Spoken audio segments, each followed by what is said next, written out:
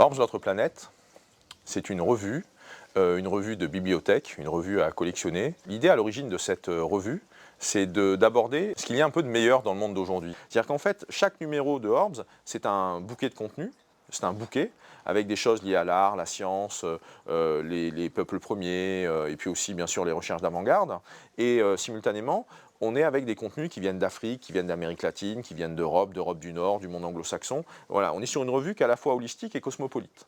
Ça, c'est le premier niveau. Et en même temps, elle est autonome, elle a une unité dans sa diversité du contenu, et chaque numéro s'insère dans la grande histoire de l'humanité. C'est un petit peu cette démarche-là qui va orienter la façon dont nous composons chaque numéro de la revue, et comment celle-ci s'insère donc dans un temps long. C'est cette démarche de restaurer la valeur de l'information, de revenir à une information importante, une information fondamentale, une information que l'on va sentir comme significative, une information qui apporte du sens. Nous sommes comme ça submergés, ou en tout cas sollicités en permanence à travers tous nos sens, via des signes que nous envoie ce système d'information, cet écosystème d'information qui est présent autour de nous. Et donc, au sein de Orbs, nous avons pris le contre-pied de cela, en considérant que chaque information est précieuse. Et à partir du moment où chaque information est précieuse, parce que chaque information doit véhiculer de la beauté, doit véhiculer de l'harmonie, doit véhiculer de la construction, doit apporter des choses qui vont servir les personnes, qui vont servir les lecteurs, eh bien chaque page devient importante.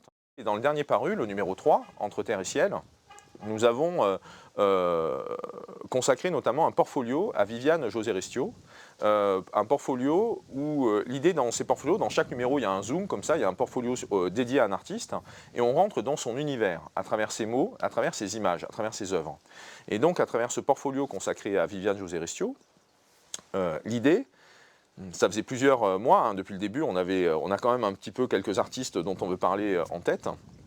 Et donc là, c'était le moment de le faire. On a bâti cela, bien sûr, main dans la main avec Viviane, à travers une sélection d'œuvres qui était représentative de ces différentes époques, puisque ça permet comme ça d'ouvrir, d'avoir un éventail de la création picturale, artistique, graphique d'un artiste sur une longue période, sur une longue durée, et simultanément d'aller chercher ces mots, sa façon qu'elle a de parler de son travail, de parler d'elle-même, de parler de ses œuvres, et de parler, dans le cas de Viviane, de ce qui l'inspire. Dans les précédents numéros de la revue, on avait d'ailleurs parfois, on avait eu des images de Viviane. Viviane avait accepté que l'on reproduise certaines de ses œuvres en accompagnement de certains sujets. Alors, ce qui fait que, bien sûr, pour les œuvres, Viviane nous a ouvert ses archives.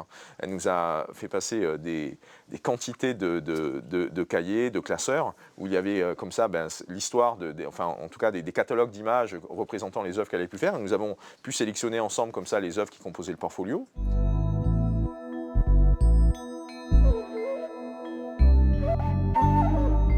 La parole de Viviane est assez rare, elle est assez mystérieuse. Et donc, comment réussir à avoir un texte d'elle qui permette en quelque sorte d'ouvrir, de balayer 30 ans ou 40 ans de sa vie, ou en tout cas de faire ressentir sa façon dont elle crée, dont elle peint, enfin la façon dont quelque chose passe à travers elle et s'exprime à travers son œuvre.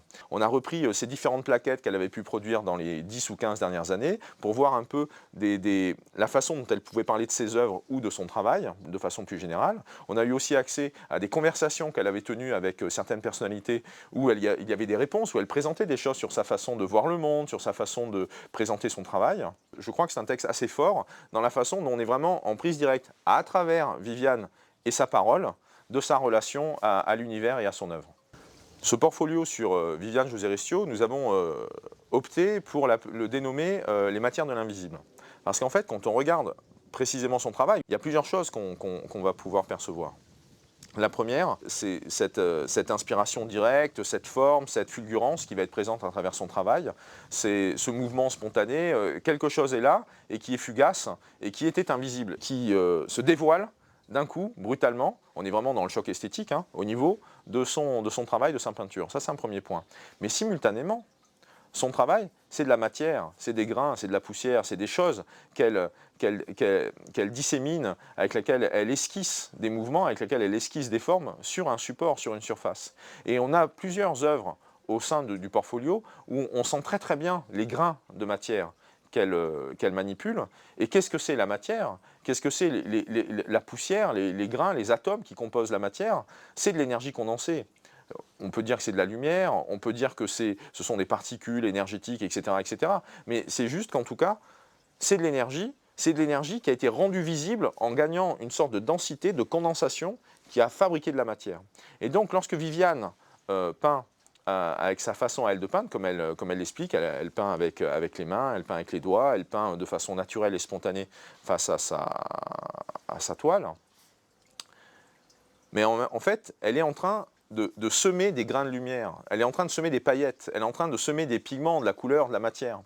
Et cette relation à la matière, cette relation éminemment charnelle, voire tactile qu'elle va avoir avec la matière, eh bien, elle est simplement en train de rendre visible l'image, la forme qu'elle a reçue, et qui est invisible pour nous autres, mais qu'elle, elle rend visible. Donc il y a quelque chose dans la relation entre la matière et l'invisible, entre un travail de peintre, un travail aussi bien sûr autour des images numériques, mais un travail qui est fondamentalement à travers la notion de matrice, qui est fondamentalement lié à la matière et au grain de matière, et c'est ces aspects-là qu'il nous semblait juste de pouvoir mettre en avant.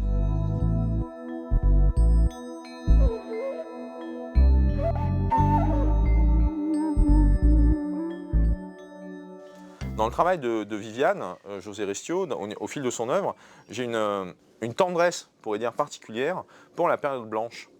Parce que je trouve que cette période blanche, dans sa discrétion, dans son silence, dans cette façon d'être estompée dans le blanc, d'être éminemment colorée, mais en même temps éminemment douce, cette période correspond à des moments charnières de sa vie, à des moments qui ont été décisifs dans sa relation à l'invisible, justement, dans sa façon de s'ouvrir par l'intuition, par éventuellement l'inspiration directe, à des informations qui sont présentes autour d'elle, ou qu'elle va cueillir en cultivant un certain état, en cultivant une sorte de méditation, une sorte de silence, une sorte de présence les yeux fermés et à l'écoute.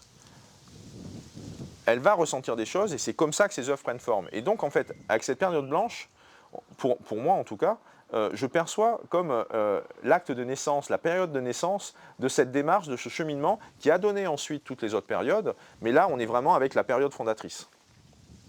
Et il se trouve que quand nous avons travaillé sur le Orbs numéro 3, eh bien on a des pépites en fait au sein de celui-ci. Nous avons autant par exemple des textes inédits de Satprem, des lettres qu'il a adressées durant une quarantaine d'années, donc on en a sélectionné 5 ou 6 qui s'étalent comme ça sur une trentaine d'années, à une correspondante, une amie qu'il avait en France. On se donne le temps, on s'offre le luxe de s'arrêter, de se poser pour goûter ces quelques pages qui s'appellent le temps de l'inattendu, qui sont donc une sélection de lettres inédites de Satprem.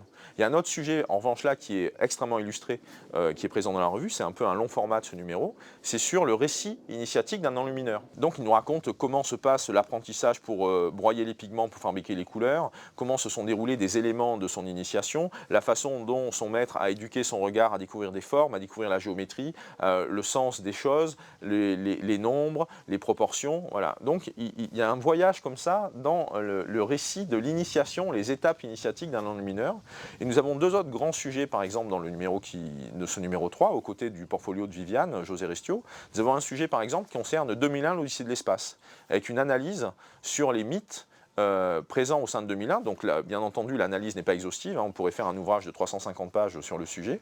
Et puis il y a un troisième, on a vraiment les non-humains débarquent, hein, dans la revue. Il y a un sujet sur la vie ailleurs, sur l'histoire des sciences, de l'hypothèse de la vie ailleurs. Bon, il y a aussi d'autres sujets sur le Néandertal qui est en nous, il y a d'autres sujets sur les robots autonomes, hein, et la façon dont les militaires cherchent à développer des robots autonomes. Donc c'est un dossier, c'est un sujet de débat dont on n'entend pas beaucoup parler dans les médias, alors que c'est en train de se mettre en place, et si la société civile ne s'empare pas de ce sujet-là, eh bien on va risquer d'avoir des surprises. Voilà, donc on a vraiment de très nombreux sujets, de beaux sujets au sein de ce numéro 3.